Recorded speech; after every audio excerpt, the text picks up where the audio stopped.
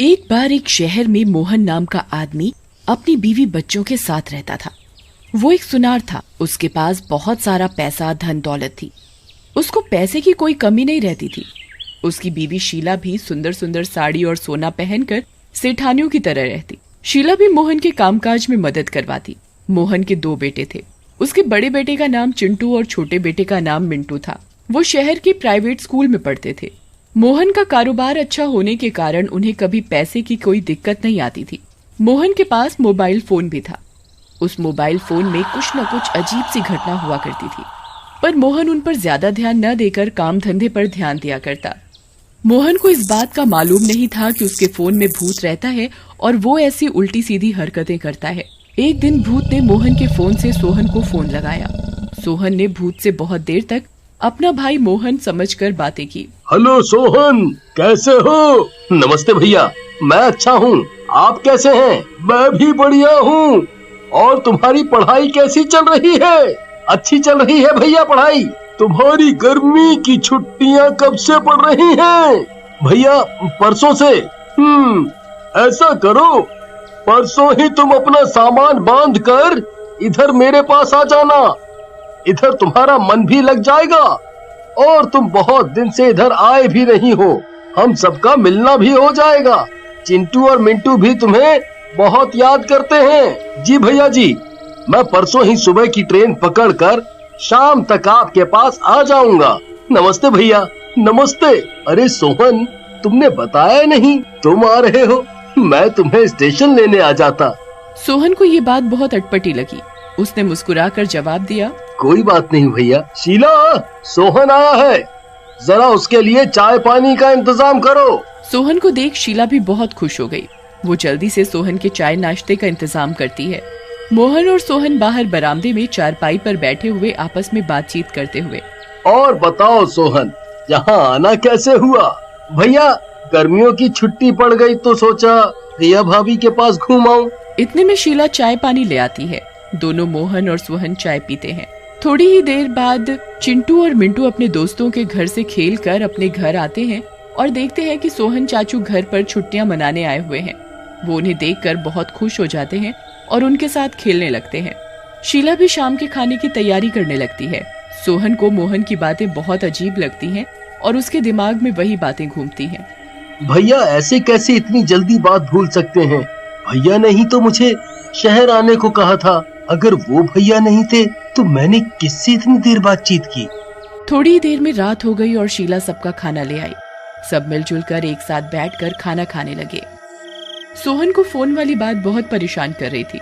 उसने मोहन से पूछा, भैया आप बुरा ना माने तो मैं आपसे कुछ पूछना चाहता हूँ। हाँ हाँ सोहन, पूछो। भैया आपके फोन से परसों मेरे पास आपका फोन आया था और आपने मुझे शहर आने को कहा। नहीं सोहन, मैंने तो तुम्हें कोई फोन नहीं किया। सोहन ये बात सुनकर बहुत डर गया। पता नहीं मेरे फोन में क्या हो गया है, आजकल किसी को भी लग जाता है। बहुत लोगों की शिकायत आई है। सोहन एक बार देखना, फोन की कोई सेटिंग तो नहीं खराब हो गई। मोहन ने सोहन को फोन पकड़ाया। सोहन ने सारा फोन चेक करा पर उसकी कोई सेटिंग खराब नहीं थी। भैया फोन में तो कोई सेटिंग खराब नहीं हुई है। तो फिर ये फोन ऐसे किसी को भी कैसे लग जा रहा है? उसी रात जब मोहन सो रहा था तो उसके फोन में अपने आप टिकटॉक चल गया। मोहन ने चारों तरफ देखा, उधर कोई नहीं था। मोहन ने फोन अपने पास लिया और फोन को बंद कर रख दिया। मोहन के फोन में अजीबोगरीब वाकया होने लगे, जैसे कि फोन की रिंगटोन खुद ब खुद बदल जाना, फोन में भूतिया वॉलपेपर खुद ब खुद लगना। एक दिन मोहन के फोन से एक व्यापारी मनोज को फोन गया। अरे मोहन भाई साहब, नमस्कार। नमस्कार। बताइए भाई साहब, कैसे फोन किया? अरे मनोज, मुझे थोड़ा चांदी की पायल के नए सैंपल चाहिए थे। कुछ नए हैं क्या? जी हाँ भाई साहब, बिल्कुल हैं। बहुत ग्राहकों की डिमांड आ रही है। कुछ नए सैंपल ले आना कल दुकान पर। ठीक है भाई साहब, कल मैं आपको आपकी दुकान पर ही मिलता हूँ। इतनी बातचीत करके मनोज फोन रख देता है। अगली सुबह मनोज बातचीत के अनुसार मोहन की दुकान पर पहुँच जाता है। भाई साहब, नमस्कार। नमस्कार मनोज, कैसे हो तुम? बढ़िया हूँ भैया। और बताओ, यहाँ अचानक कैसे आना हुआ? अरे भाई साहब, क्यों मजाक कर रहे हो? कल आपने ही तो फोन करके मुझे यहाँ पायल के सैंपल के लिए बुलाया है। नहीं भाई, मैं कोई मजाक नहीं कर रहा, मैंने नहीं किया फोन। चलो भाई, अब आ ही गए हो तो सैंपल दिखा दो। मनोज के जाने के बाद मोहन बहुत परेशान हो जाता है कि आखिरकार ऐसा कैसे हो रहा है और ऐसा कौन कर रहा है, कौन है जो मेरे फोन से फोन मिलाता है। कुछ दिनों बाद एक दिन मोहन के फोन में भूत ने ऑनलाइन शॉपिंग कर फ्लिपकार्ट से सामान तक मंगवा लिया। फ्लिपकार्ट का ऑर्डर मोहन के घर पर जब पार्सल वाला लेकर आया तो उसने पूछा, क्या आप ही मोहन हैं? जी हाँ, मैं ही मोहन हूँ। आपका पार्सल आ गया है जो आपने फ्लिपकार्ट से शॉपिंग की थी। जी, आपको कुछ गलतफहमी हुई है, मैंने कोई सामान ऑर्डर नहीं किया। सर, आपने 3 दिन पहले अपने फोन से ये सामान मंगवाया है। मोहन ने पार्सल ले तो लिया, पर वो बहुत परेशान हो गया कि जब मैंने मंगवाया ही नहीं तो ये आया कैसे। मोहन ने अपनी बीवी शीला से भी पूछा कि क्या उसने तो कुछ ऑनलाइन नहीं खरीदा है, पर शीला ने भी साफ इनकार कर दिया। मोहन बहुत डर गया और उसने सारी बात शीला को बताई। शीला भी बहुत डर गई कि ऐसा कैसे हो रहा है फोन में। ये सब कारनामे कर भूत अंदर ही अंदर बहुत खुश हो रहा था मोहन को परेशान करके। कुछ दिन बाद तो भूत ने हद ही कर दी। भूत ने मोहन के फोन से जोमेटो से खाना ऑर्डर कर दिया। ये ऑर्डर मोहन की दुकान पर आया। सर, आपका खाने का ऑर्डर है। मोहन ने ऑर्डर ले लिया। उसने सोचा क्या पता आज शीला कहीं बिजी हो और खाना ना बना पाई हो, इसलिए उसने मेरे लिए खाना ऑर्डर कर दिया होगा। पर थोड़ी ही देर में शीला मोहन के लिए खाना लेकर आती है। तुम खाना क्यों ले आई हो, जब तुमने मेरे लिए बाहर से ऑर्डर कर दिया था? तो नहीं तो मैंने तो कोई खाना ऑर्डर नहीं किया।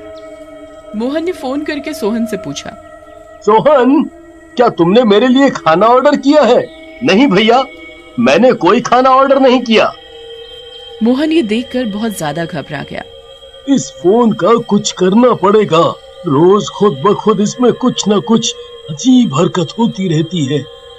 कहीं इस फोन में भूत तो नहीं आ गया? मोहन के फोन में तभी एकदम से भूत का वॉलपेपर लग जाता है। ये देख शीला और मोहन डर जाते हैं। शहर में तांत्रिक के पास जाकर बताना पड़ेगा, हमारे साथ ऐसे अजीब वाकये हो रहे हैं। हाँ शीला, ऐसे ही चलता रहा तो हम एक दिन बहुत बुरी मुश्किल में आ जाएंगे। अगले ही दिन मोहन और शीला गांव के तांत्रिक के पास जाते हैं और सारी बात सच सच बताते हैं। तांत्रिक उन्हें शनिवार शाम 6 बजे आने को कहता है और अपना फोन साथ लाने को बोलता है। शीला और मोहन तांत्रिक की बात सुनते हैं और ठीक शाम 6 बजे शनिवार के दिन तांत्रिक के पास पहुंच जाते हैं। तांत्रिक पूजा शुरू करता है। पूजा करते समय मोहन के फोन से रोने की जोर जोर से आवाज आने लगती है। कौन हो तुम?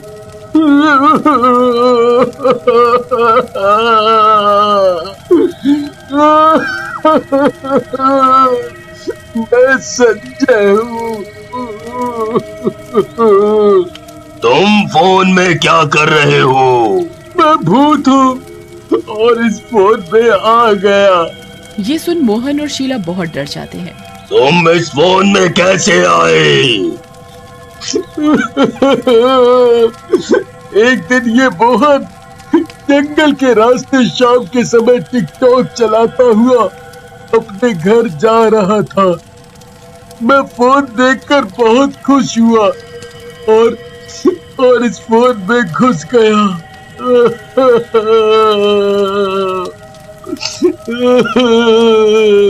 तुम्हारी मौत कैसे हुई?